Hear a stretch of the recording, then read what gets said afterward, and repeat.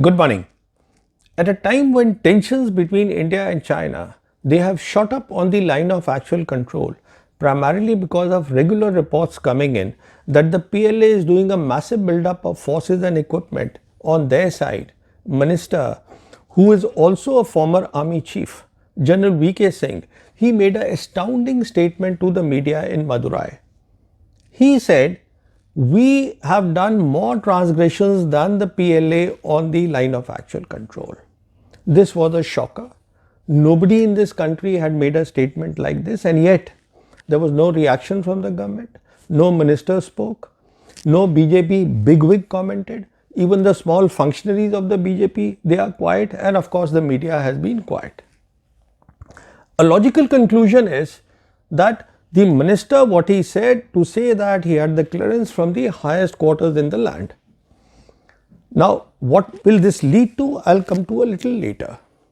But as far as I am concerned, let me say that this was not the first time that I had heard that China does less transgressions and India does more transgressions. The first I heard, to be precise, was on the 18th of August 2012. When on the invitation of the PLA, I was face to face in their Ministry of National Defence with Major General Yao Yongchu. Now, Major General Yongchu, a very serving officer at that time, now retired, she is a very prominent and a seasoned analyst. In response to my question, she said that, look, Chinese do less transgressions, it is the Indians who repeatedly do transgressions. Now, I interpreted it like this. I said, okay, this year is 2012. In December 2010, the Chinese had publicly said that Arunachal Pradesh is South Tibet, it is our territory. Now, the very fact it is our state, our troops are staying there, it's our state, our people are staying there.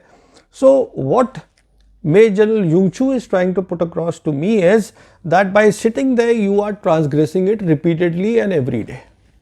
But I was wrong.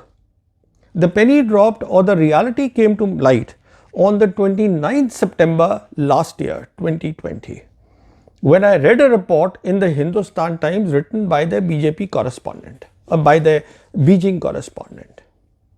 Now, this report basically was that the Chinese had said that publicly for the first time that the line of actual control is the line of 7th November 1959 and not the 1993 which had been mutually agreed. A bit of a backgrounder here before I come to get to this point again.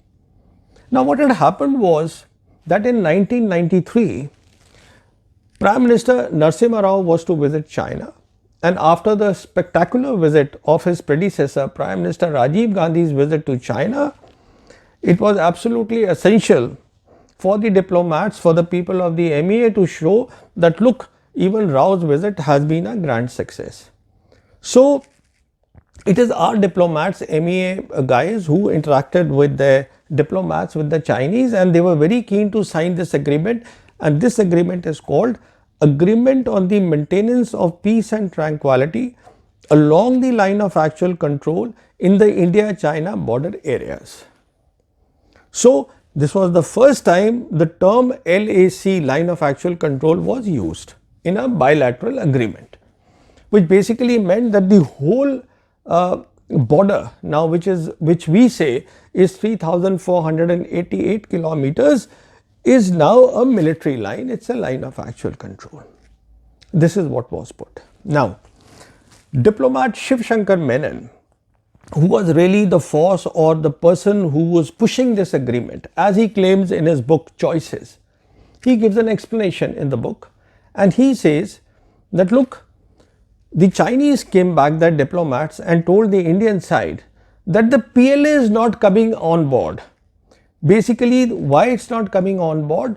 Because the PLA is not agreeing to the LAC. He left it at that, and they need more time to be convinced. So, we will not sign the agreement during the visit of Prime Minister Rao. But the Indian side was very keen that the agreement be signed. So, this report that I am referring to of 29th September 2020, this correspondent writes, and to quote him, At New Delhi's insistence, the expression, which is the line of actual control, wasn't qualified in terms of whether it was 1959-1, unquote. In other words, the Chinese side had already made it clear even before this was signed. They had made it clear that look, it will be 1959.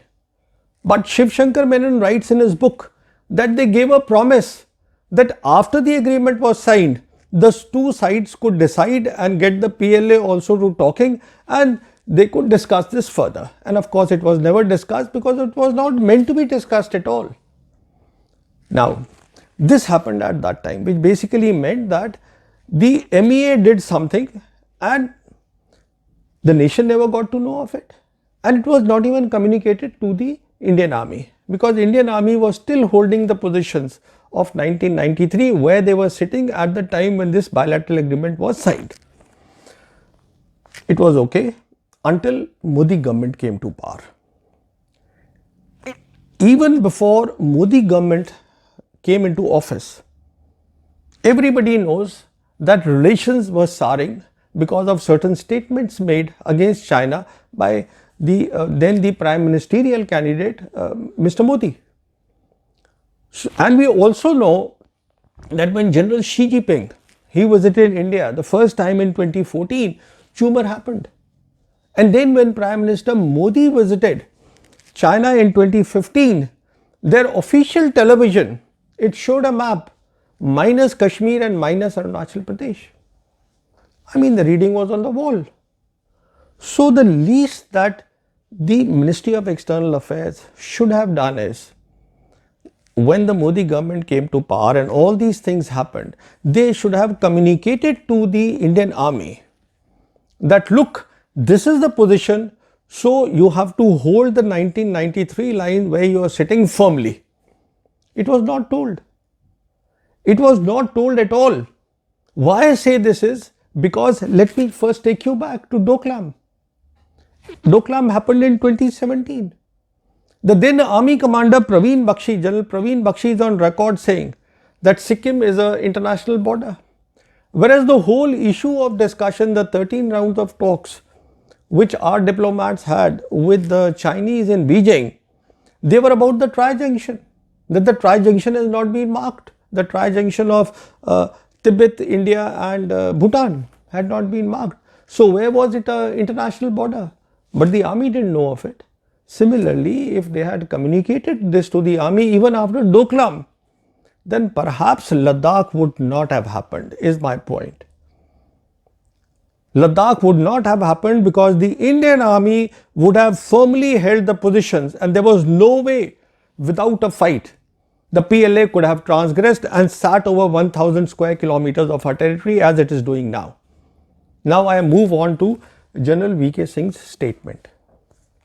Now, General VK Singh's statement, what it tells me is that whatever it means, we should expect some good news now. I think it is the build-up of the PLA which is weighing on the government, and the government is keen to cool down things with China now.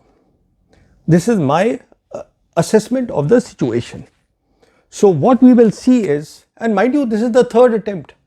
Prime Minister Modi made two earlier attempts. He made an attempt to dismiss the thing, to keep the thing cool by his statement. Again, a spectacular statement made on June 19th that nobody has come in our territory. And of course, it could not be taken any further because on June 15th, Galwan had happened. And similarly, the MEA actually went, the Foreign Minister Jay Shankar, he went to Beijing, to Moscow, and he signed the September 10 agreement of peace with the Chinese as part of the Russia-India-China group meeting. And very clearly this, when you see the document, it says two things very clearly. First of all, the line of actual control is not mentioned at all. So finally, basically what India is in a way agreeing that yes, 1959 will be the line. And number two, in this document, there is no talk of a return to status quo, which means that they sit on that territory wherever they are, but looking for peace.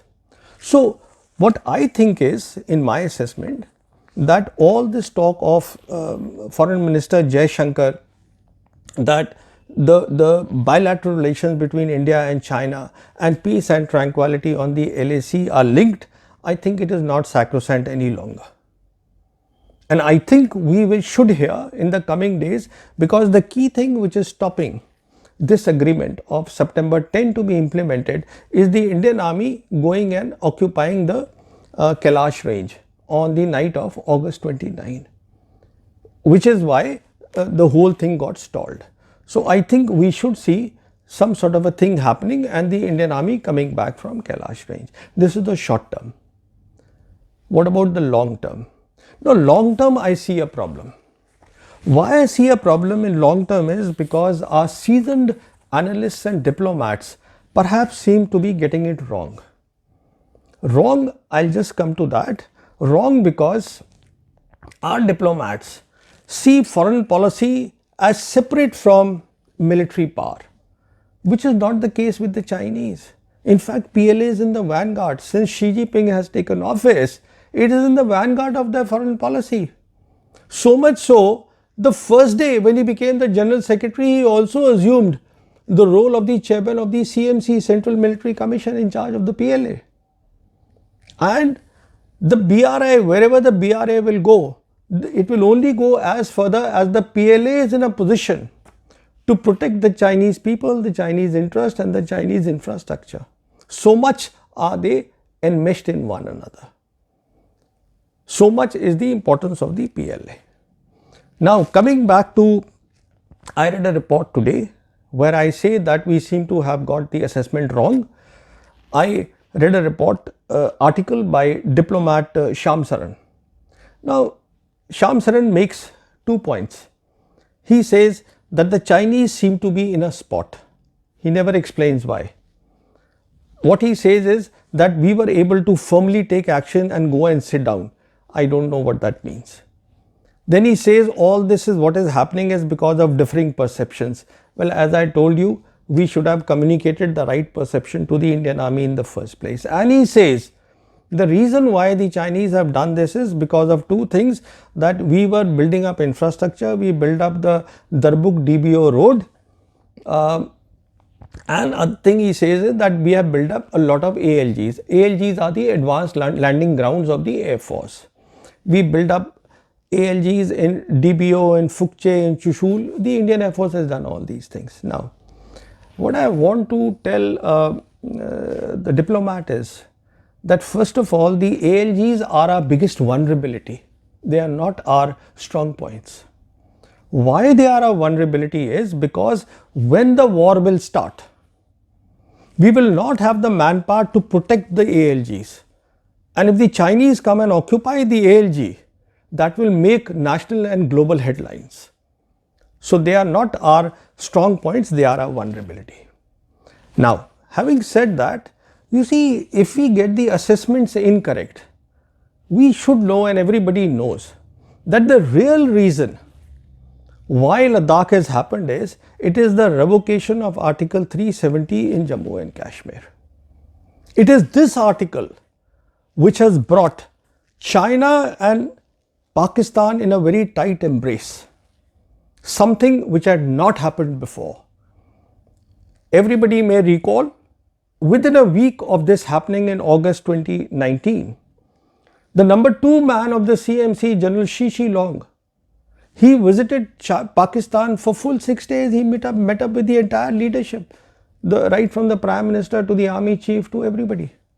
He spent 6 days. What was he doing there? This is what I call a tight embrace. Today a situation is that they both consult each other. It is the Chinese who perhaps tell the Pakistanis, don't get too much agitated, stay calm, and we know what we are doing together. We have to understand that part. And what the Chinese seem to have come to a conclusion is, their main strategic direction of action was actually the US, and it was the South China Sea. The whole idea earlier perhaps was that we need to first dominate the Western Pacific before we break out into the Indian Ocean. And India for them was their second strategic direction. After this revocation of 370, they seem to have come to a conclusion that because India now is so much getting into the Quad, which we are hearing will be militarized, and the Americans also have gone and changed the name of the PACCOM, the Pacific Command, into the Indo-Pacific Command, giving a very prominent role to the Indians. So, in my assessment, now they have concluded that to accomplish the first strategic direction against the US, they have to first attack and blunt the second strategic direction against India. That is what we should be looking at. So, will there be war? The answer is not yet. Why? There are 5 reasons for that. Reason number 1, the priority today for China and Xi Jinping is ties with the Americans, with the new Biden administration. And the US President has made it himself very clear in his policy statement of China that he does not foresee a conflict with China, but he sees severe competition with China. So, this is the key word, the competition with China.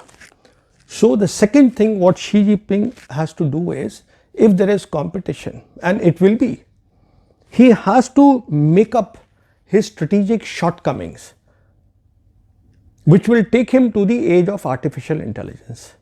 There is a shortcoming of semiconductors, everybody knows in China, they have to be made up. Then there is an issue of global supply lines, global supply chains. I mean, there are a lot of experts who are quite openly today saying that there is a great possibility of 2 internets, one led by the Americans, one led by the Chinese, perhaps by the year 2030. We should be looking at that. So, through the strategy of civil military fusion, Xi Jinping and China, they are working relentlessly today to make sure their strategic deficiencies, this is their second key priority. Their third key priority is that of the CPEC and the BRI, we will see a greater push now than these, because these are those tangible structures on the ground, infrastructure, ports, railways, highways. We will see a greater push on the virtual side, which is the digital Silk Road, which has 3 prominent aspects. It has the Beidou, the global constellation, it is about Huawei 5G, and it is about the fiber optic cables on the ground, terrestrial, and in the oceans they have the submarine cables. And of course, Pakistan is the pivot for all this, for the digital Silk Road. But this is a separate subject, so this is the priority for the Chinese. Now, when they do a build-up, what are they accomplishing by the build-up? What they are accomplishing is the 4th thing, which is strategic coercion, and which is what has led to, as I said, to perhaps the short-term solution, which is likely to happen, that relations may cool after the statement made by General V.K. Singh. So, the strategic coercion perhaps seems to be working, which is why he said this. And the 4th thing is, look, when you get your overall assessment wrong about China, when you actually start believing that you have put the Chinese in a spot, then please understand, and they have made their mind very clear, or they are very clear in their thinking, that to reach to the first strategic direction, the route has to go through the second strategic direction. So, we have to prepare for a war. And the war, as I keep saying, is not today.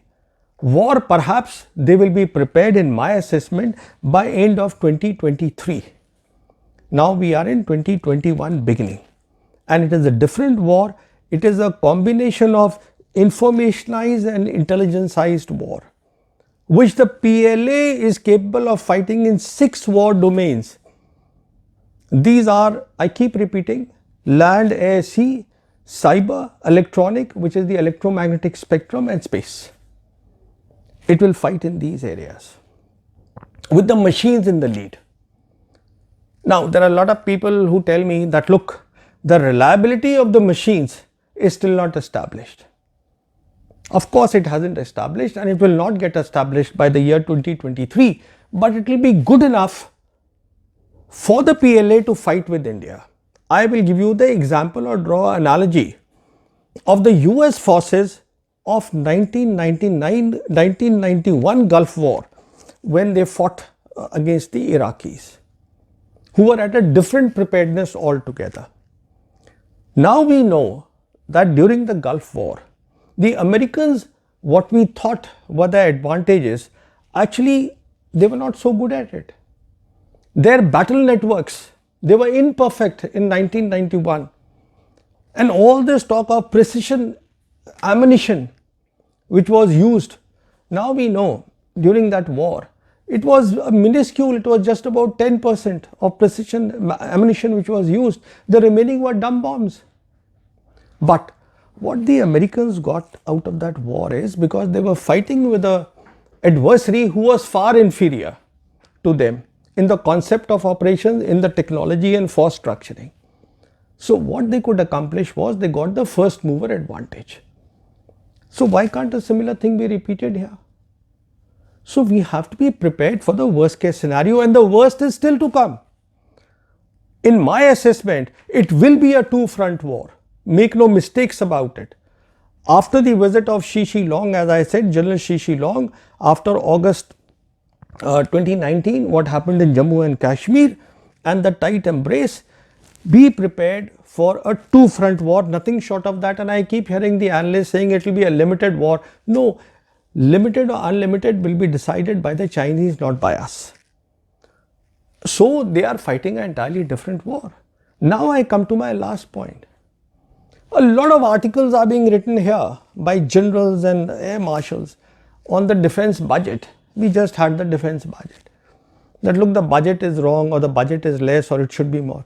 The point is, if you have got the war wrong, how does it matter how much budget you get? Because it is preparing for the wrong war. So at least get your war correct. You have to be prepared. The PLA is here, China is here at the doors. Thank you so much.